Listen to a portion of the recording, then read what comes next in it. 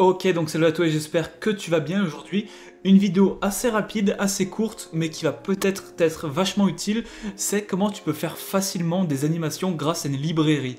Donc je vais te montrer ça, t'as même pas besoin de coder, t'as même pas besoin de faire quoi que ce soit, t'auras juste besoin de coller des petits attributs dans tes classes, enfin ouais, dans tes classes typiquement, et ça fera des animations tout seul. Donc je vais te montrer ça. La librairie s'appelle Animate on Scroll.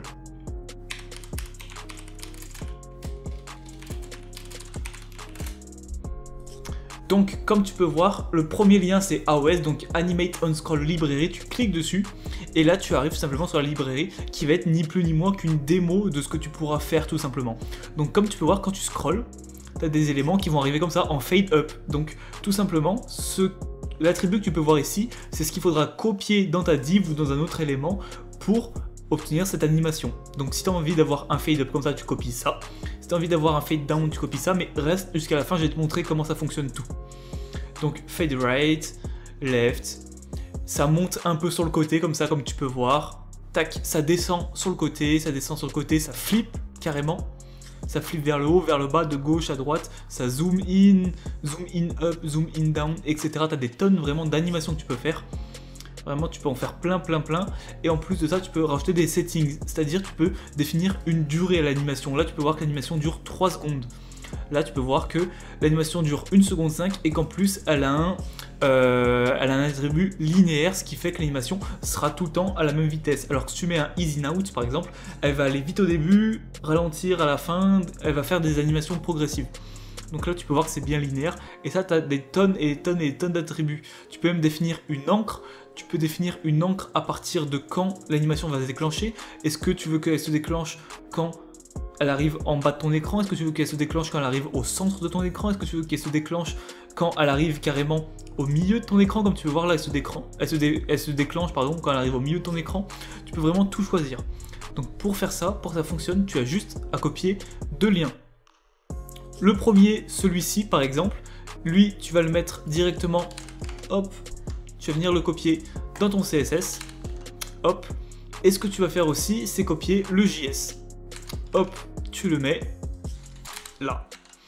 Et ce que tu fais maintenant, c'est que tu n'oublies pas de mettre ce petit script à la fin de ton HTML, juste avant la fermeture de la balise body, ici, tac, rien de très compliqué. Et là, si j'ai envie maintenant de mettre des animations, par exemple mettre fade up, j'ai juste à copier data AOS, ici, je vais directement sur le site que je veux, et là imaginons que j'ai envie de mettre une animation sur tout simplement cette partie là, cette partie de texte. J'ai juste à aller dans mon code, tu peux voir que la partie de texte, how does it work, alors c'est où? Tac, ah c'est ici, tu peux voir que c'est ici, donc moi je le copie dans mon container ici, au moins c'est tout le container qui fait l'animation. Par exemple, je le mets là, entrée, et là, ah bah là pourquoi ça marche pas typiquement? Pour la simple et bonne raison que on le voit déjà de base dans mon écran. On le voit de base dans mon écran, donc ça ne marche pas. Si je rafraîchis, tu peux voir que ça le fait, mais là de base on le voit dans mon écran, donc ça ne marche pas. J'ai juste à le mettre par exemple ici, sur cette image. Alors, tac, ici, je le prends. Je le mets plus sur l'image qui est là. Et là, par contre, oula. Tac, là, si je rafraîchis et que je descends, hop, j'ai l'animation qui se fait. Tac, tu peux voir. Et je peux lui donner même un délai si j'ai envie. Donc pour faire ça, je vais sur GitHub, ici. Et je regarde tout ce que je peux mettre. Donc, si j'ai envie de mettre un offset pour que ça se déclenche plus tard, je peux. Si j'ai envie de mettre un délai pour que ça mette plus longtemps, je peux. Par exemple, tac, un délai de 1 seconde 5. Donc si je reviens sur le site ou sur mon site, qu'est-ce qui va se passer? Ça va attendre et hop, ça va se déclencher 1 seconde 5 après. Donc ça tu peux mettre par exemple si tu as envie, je sais pas, 250 millisecondes. Au moins tu vois ça se déclenche un peu plus tard, etc. Tu peux vraiment faire ce que tu veux. Si même tu as envie, par exemple, qu'est-ce qu'on a d'autre comme propriété? Qu'elle dure plus longtemps, tu peux. Si tu as envie de mettre une encre précise pour que ça se déclenche, par exemple, uniquement quand la photo arrive en haut de ton écran, tu peux le faire, etc. Par exemple, là, je vais mettre... c'est où? C'est easy out. Tac. Je sais pas si on va bien le voir. Easy out. Je le copie. Après. et je vais mettre, en plus du délai, je vais mettre une durée de l'animation pour pas qu'elle soit trop rapide. Tac. Je vais mettre une durée de 1 seconde 5. Et là, si je reviens sur le site, hop, elle va doucement et après elle accélère vers la fin, comme tu peux voir. Donc c'est vraiment une solution facile pour faire des animations, tu vois, je peux vraiment le faire partout. Donc maintenant, imaginons que j'ai envie de faire une petite animation sympa sur ces éléments-là. Qu'est-ce que j'ai à faire, par exemple? Donc j'ai mon image, mon titre, mon paragraphe et mon petit bouton. Donc tout ça, qu'est-ce que je peux faire avec? Je vais pouvoir tout simplement mettre des animations sur chacun d'entre eux. Donc je vais aller sur le GitHub de Scroll, Animate on Scroll. Au moins je vois toutes les propriétés.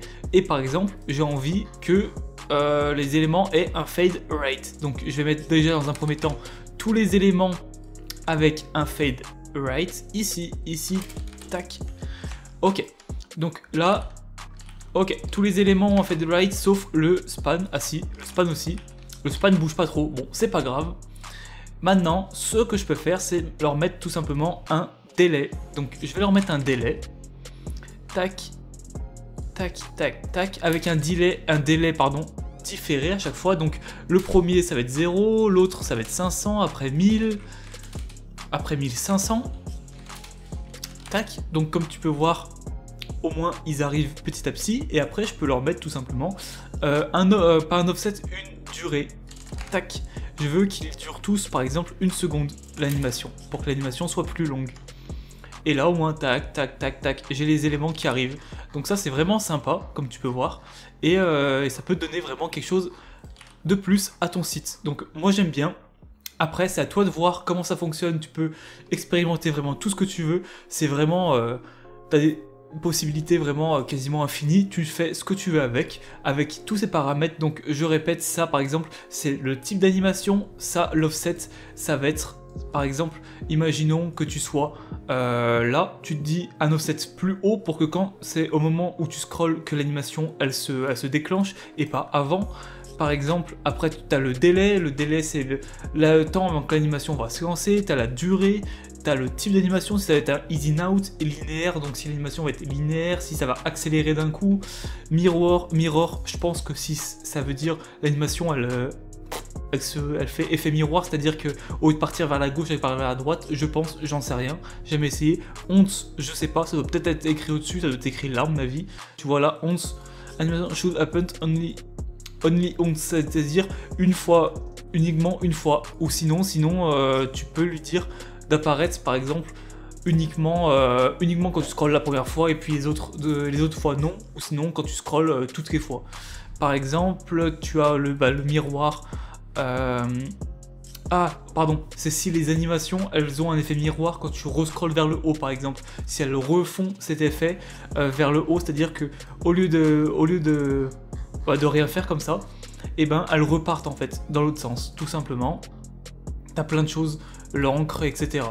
Donc si ça t'a plu, n'hésite pas à liker, à t'abonner et à commenter si jamais t'as des questions, je réponds à tout le monde. Si jamais tu veux aller plus loin en HTML CSS, je te laisse checker dans la description, il y a 2 liens. Le premier qui est une formation gratuite que j'ai faite pour t'apprendre vraiment l'HTML CSS qui est base, qui dure 2 heures plus ou moins, et la deuxième formation qui dure bien plus longtemps, qui est bien plus complète, où tu pourras vraiment apprendre énormément de choses sur l'HTML CSS, qui est en 2e lien dans la description. Je te laisse aller voir ça si t'es intéressé, et sur ce, on se dit à plus pour une prochaine vidéo. Ciao.